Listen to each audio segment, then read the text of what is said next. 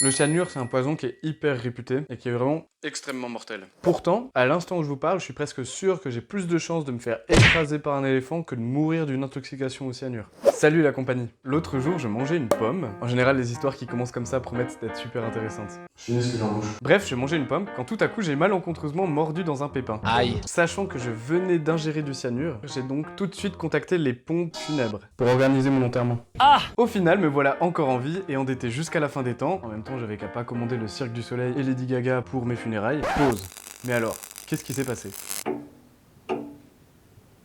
Pourquoi ce fruit produit du cyanure qui n'est même pas capable de me tuer? Bon, j'ai avalé du cyanure, mais quelle molécule exactement? Il se trouve que tout ce que l'on appelle cyanure, c'est tout ce qui possède cette liaison très intime entre du carbone et de l'azote. Après, tout autour, vous pouvez y ajouter à peu près n'importe quoi. Du mercure, de l'or, du cuivre ou du calcium. Mais ces molécules-là n'ont pas plus à voir avec le monde de la botanique que la fabrication de frigos dans le New Jersey. Tout ce qui nous intéresse aujourd'hui se trouve dans la nature, sinon cet épisode n'aurait pas lieu d'être sur ma chaîne. Et le cyanure peut alors se rattacher à de l'hydrogène, à de l'alcool, à des cétones, à la tour Eiffel, au bus Volkswagen des années 80, au baba au rhum et à ta mère. Je te demande pardon.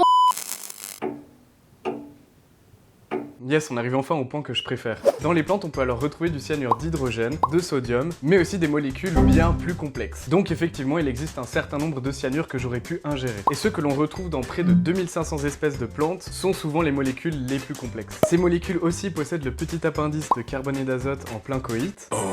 Mais plutôt que d'être rattachées à de l'hydrogène ou à du sodium, elles sont rattachées à des sucres qui sont eux-mêmes rattachés à tout un tas d'autres familles chimiques que j'afficherai quelque part à côté de ma tête. Ces glycosides cyanogènes, qu'on va plutôt appeler perlimpinpin pour des raisons évidentes d'efficacité, on les retrouve facilement dans la famille des rosacées, plus précisément chez celles du genre Prunus. Voire même un petit peu trop parmi celles du genre Prunus, si vous voulez mon avis. Dans le genre Prunus, on retrouve des trucs que je suis sûr que vous connaissez. Le cerisier, le pêcher, l'amandier, le prunier, bien évidemment, ou encore l'abricotier, et pas le pommier. Mais ces graines contiennent quand même du perlimpinpin. Et il fait aussi partie des rosacées. Bon, revenons à nos cyanures.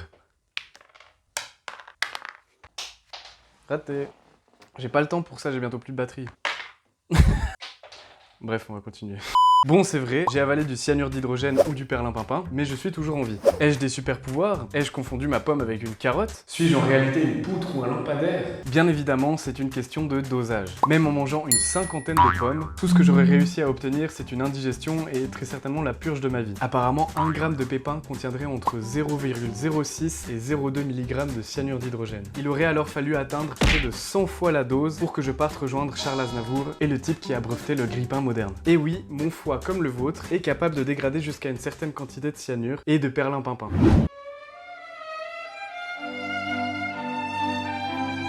Bon, très franchement, je pourrais m'arrêter là, et très franchement encore. Faire une vidéo pour dire que je ne suis pas mort juste parce que j'ai pas mangé assez de cyanure pour me tuer, franchement, Franklin la tortue aurait pu le faire.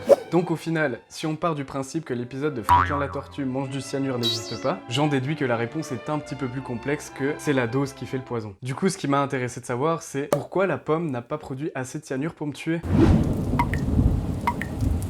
Dans la nature, tout a une utilité. Les perlimpinpins et le cyanure aussi. Si la dose n'est pas faite pour tuer un homo sapiens de mon volume, ça n'est pas le cas pour les insectes et autres créatures des sous-bois.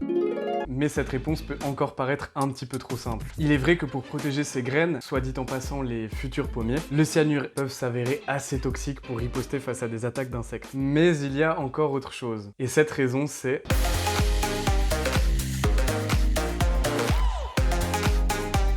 Merci à tous d'avoir suivi ce premier épisode sur le cyanure. C'est vrai que c'est un petit peu décevant, j'ai pas mis beaucoup de choses, mais il faut absolument que je réduise la taille de mes vidéos parce que ça me demande un temps fou et j'essaye de faire le plus condensé possible, mais ça marche pas tout le temps. Du coup, je me sens un petit peu obligé de diviser en plusieurs épisodes. Comme ça, vous avez du contenu et puis moi, je me fais un petit peu moins chier de mon côté, tout en continuant à pouvoir mettre des détails dans mes vidéos. N'hésitez pas à vous abonner, à commenter, à partager, à mettre la cloche, tout ce que vous voulez, tant que ça flatte l'algorithme. Ah, et puis je tenais à dire aussi merci beaucoup à tous les gens qui me font des magnifiques retours sur mes vidéos, ça me donne énormément de courage pour la suite. Et sur ce, je vous dis à la prochaine, salut tout le monde. Je te demande pardon.